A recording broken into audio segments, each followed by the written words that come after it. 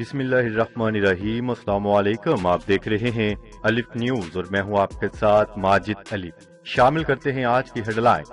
ملک بھر میں یوم پاکستان ملی جوش و جذبے سے منایا جا رہا ہے۔ پاک بھارت آبی تنازعات 2 سال بعد آج مذاکرات ہوں گے۔ پاک بھارت تعلقات میں بہتری کے لیے امارات خفیہ روڈ میپ پر کام کر رہا ہے، بلومبرگ نے بڑا دعویٰ کر دیا۔ یوم پاکستان جو بائیڈن کا صدر ڈاکٹر عارف علوی کے نام خط، مبارکباد۔ Army chief general Qamar Javed Bajwa سے پاک فضائیہ کے نئے سربراہ کی اہم ملاقات۔ نئی جنگی اور دفاعی حکمت عملی، برطانیہ نے اپنی بڑی فوج کی تعداد کم کرنے کا اعلان کر دیا۔ سعودی عرب کا برسوں سے جاری یمن جنگ کے خاتمے کے لیے بڑا فیصلہ۔ تائیوان میں 2 جنگی طیاروں میں تصادم، سمندر میں گر کر تباہ۔ پاکستان اور دنیا بھر کی خبروں سے باخبر رہنے کے لیے الف نیوز کو سبسکرائب کر لیں اور بیل آئیکن کو کلک کرنا نہ بھولیے گا۔ ناظرین، اپنی آراء کا اظہار کمنٹ سیکشن میں لازمی کیجیے گا۔ ہیڈ لائنز آپ نے جانی، اب بڑھتے ہیں خبروں کی تفصیلات کی طرف۔ ملک بھر میں یوم پاکستان آج ملی جوش و جذبے کے ساتھ منایا جا رہا ہے۔ یوم پاکستان کے تاریخ ساز موقع پر توپوں کی سلامی سے دن کا آغاز ہوا۔ چاروں صوبائی دارالحکومتوں کراچی، لاہور، پشاور اور کوئٹہ میں 21 توپوں کی سلامی دی گئی۔ اس موقع پر فضا نعرہ تکبیر، اللہ اکبر اور پاکستان زندہ باد کے نعروں سے گونج اٹھی۔ نیوز رپورٹ کے مطابق اہل وطن نے نماز فجر میں اللہ تعالیٰ کے حضور سجدہ ریز ہو کر ملک کی سلامتی، بقا اور تحفظ کے لیے خصوصی دعائیں مانگی۔ مساجد میں پیش امام صاحبان نے تحریک پاکستان میں اپنی جانوں کے نذرانے پیش کرنے والے شہداء کے درجات کی بلندی کے لیے فاتحہ خوانی کرائی۔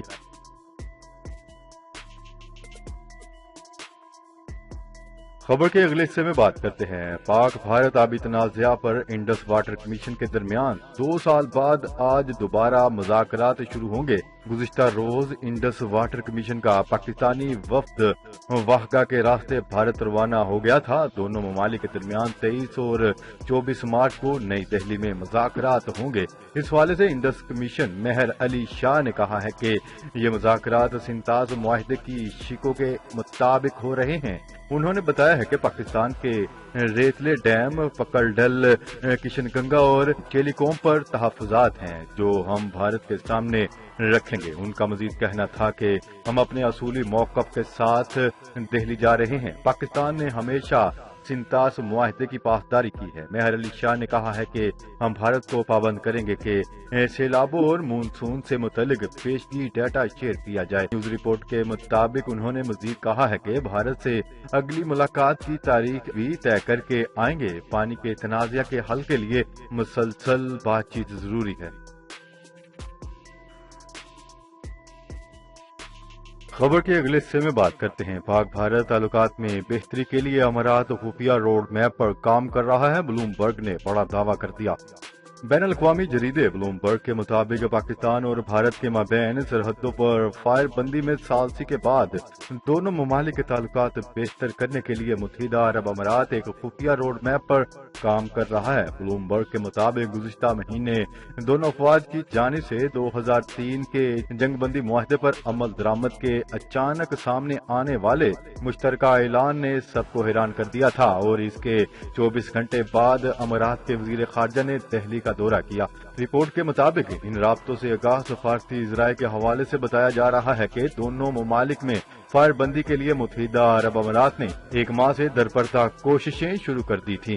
ذرائع کا مزید کہنا تھا کہ افواج کی جانب سے فائر بندی کا معاہدہ دونوں ممالک کے مابین دیر پا امن کے قیام کے روڈ میپ کا آغاز ہے۔ جریدے کے مطابق دونوں ممالک کے مابین بہتر تعلقات کے لیے اگلا مرحلہ سفیروں کی واپس بھیجنے کا اقدام ہو سکتا ہے۔ خیال رہے کہ 2019 میں بھارت کی جانب سے مقبوضہ کشمیر کی خصوصی حیثیت ختم کرنے کے اقدامات کے بعد دونوں ممالک نے اپنے سفیر واپس بلا لیے تھے۔ سفارتی حکام کا کہنا تھا کہ دونوں ممالک میں ایک دوسرے کے خلاف پائے جانے والے جذباتی ماحول ہیں جس میں سفیروں کو واپس بلانے سے بڑھ کر کسی کامیابی کی توقع نہیں کی جا سکتی۔ جریدے کا مزید کہنا تھا کہ دونوں ممالک کے درمیان امن قائم کرنے کی یہ حالیہ کوششیں ماضی کے مقابلے میں اس لیے مختلف ہیں کہ امریکہ میں صدر جو بائیڈن کی حکومت افغانستان میں وسیع پیمانے پر مذاکرات کی راہ ہموار کرنے کے لیے سنجیدگی کے ساتھ دونوں ممالک کے ساتھ تعلقات بہتر کرنا چاہتی ہے،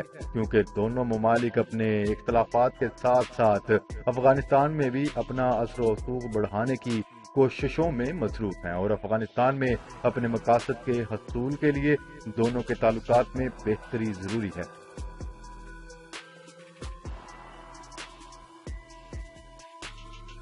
امریکی صدر جو بائیڈن نے صدر ڈاکٹر عارف الوی کو یوم پاکستان کے دن پر مبارکباد دی ہے۔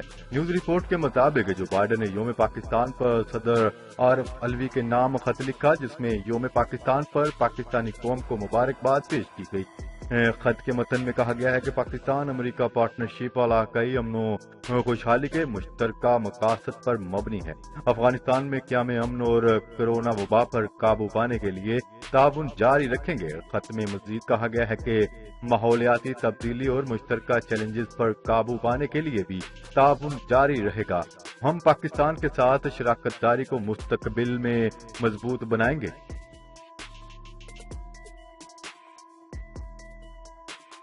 خبر کے اگلے حصے میں بات کرتے ہیں chief of army staff general Qamar Javed Bajwa سے پاک فضائیہ کے نئے سربراہ air chief marshal Zaheer Ahmed Babar نے ملاقات کی۔ پاک فوج کے ترجمان ادارے ISPI کی جانب سے جاری بیان کے مطابق پاک فضائیہ کے سربراہ air chief marshal Zaheer Ahmed Babar نے GHQ کا دورہ کیا، جہاں ان کی آرمی چیف سے ملاقات ہوئی۔ اس موقع پر آرمی چیف نے پاک فضائیہ کے نئے سربراہ کو کمان سنبھالنے پر مبارکباد پیش کی اور کہا ہے کہ امید ہے نئے ایئر چیف مارشل کی کمان میں پاک فضائیہ نئی بلندیوں کو چھوئے گی۔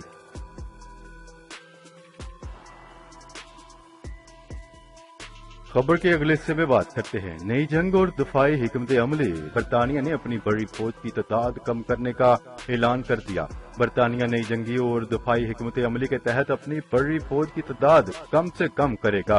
برطانیہ کی دفاعی اور خارجہ پالیسی کے بارے میں تازہ ترین نظر ثانی رپورٹ کے مطابق رپورٹ ڈرونز اور سائبر جنگ کی طرف پیش قدمی کے تحت برطانیہ اپنی بڑی فوج کی تعداد 10,000 تک کم کرے گا۔ دفاع سے متعلق نظر ثانی رپورٹ کے مطابق برطانیہ ممکنہ طور پر کچھ ٹینکوں اور ہوائی جہاز بھی ترک کرے گا اور ان کی جگہ نئے اور جدید بحری جہاز اور آبدوز بحری بیڑے میں شامل اور زیادہ ملاح بھرتی کیے جائیں گے۔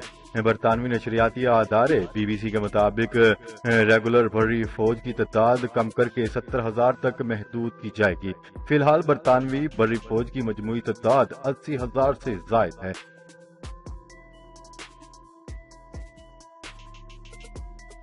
خبر کے اگلے حصے میں بات کرتے ہیں سعودی عرب کا برسوں سے جاری یمن جنگ کے خاتمے کے لیے بڑا اعلان۔ تفصیلات کے مطابق سعودی عرب کی جانب سے جنگ زدہ خلیجی ملک یمن میں امن کے قیام اور جنگ کے خاتمے کے حوالے سے اہم ترین اعلان سامنے آ گیا۔ سعودی عرب نے خطے میں جنگ کے خاتمے کے لیے امن عمل کا آغاز کر دیا۔ اس امن عمل کے تحت یمن پر عائد پابندیوں میں نرمی کی جائے گی۔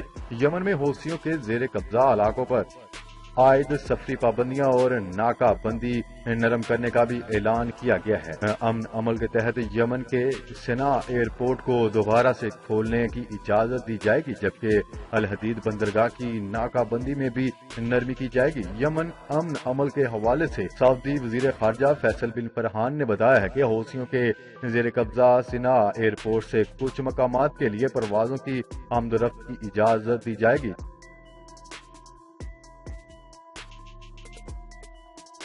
خبر کے اگلے اور آخری حصے میں بات کرتے ہیں تائیوان کے 2 جنگی طیارے جنوب مشرقی علاقے میں تربیتی مشق کے دوران بظاہر تصادم کے بعد سمندر میں گر کر تباہ ہو گئے اور دونوں پائلٹ بھی ہلاک ہو گئے۔ میڈیا رپورٹ کے مطابق حادثے کا شکار ہونے والے دونوں طیاروں میں ایک پائلٹ موجود تھا، جبکہ 8 ماہ کے وقفے میں فضائیہ کا یہ تیسرا حادثہ ہے۔ رپورٹ کے مطابق تائیوان کے جنگی طیارے ایک ایسے وقت میں حادثے کا شکار ہوئے جب چین کی جانب سے دعویٰ کیا جا رہا ہے کہ تائیوان کی مسلح افواج پر چینی طیاروں کو روزانہ کی بنیاد پر نشانہ بنانے کے لیے دباؤ ڈالا جاتا ہے۔ خیال ہے کہ تائیوان کی فضائیہ بہترین تربیت اور طیاروں سے لیس ہے، جس میں اکثر طیارے امریکی ساختہ ہیں، جبکہ چین تائیوان کو اپنا حصہ تصور کرتا ہے۔ جی تو ناظرین، آج کے لیے اتنا ہی. مزید خبریں لے کر بہت جلد آپ کی خدمت میں حاضر ہوں گے. تب تک کے لیے اپنا خیال رکھیے گا. اللہ نگہبان. پاکستان زندہ باد. پاکستان آرمی پائندہ باد.